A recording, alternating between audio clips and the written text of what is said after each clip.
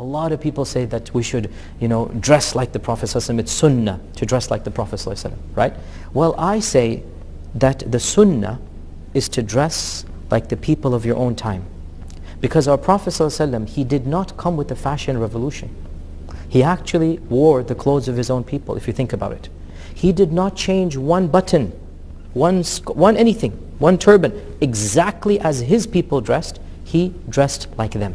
So one of the famous scholars of Islam, Ibn al-Qayyim, who's very conservative, very hardcore, right? He says the Sunnah is that every Muslim should dress in accordance with the culture of his people, as long as the culture is covering the awrah and whatnot, right? So for me, coming in front of a non-Muslim audience and dressing in a thawb, I say this is against the Sunnah.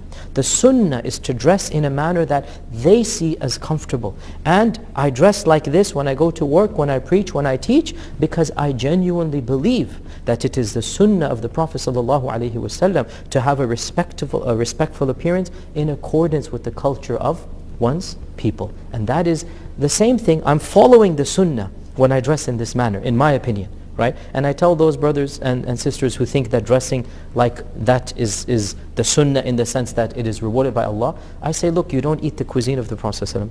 You don't live in the house that he lived in. You don't wear the types of sandals he wore. Why then do you pick one item and say it is Sunnah and ignore the mode of transportation, ignore all of these other things? We don't say that. Nobody says let's resurrect the cuisine of the Prophet ﷺ. That's gone. We all love our biryani, right? And our Prophet ﷺ never ate rice. He never ate rice, by the way, because rice was never imported to Arabia until the time of the Sahaba.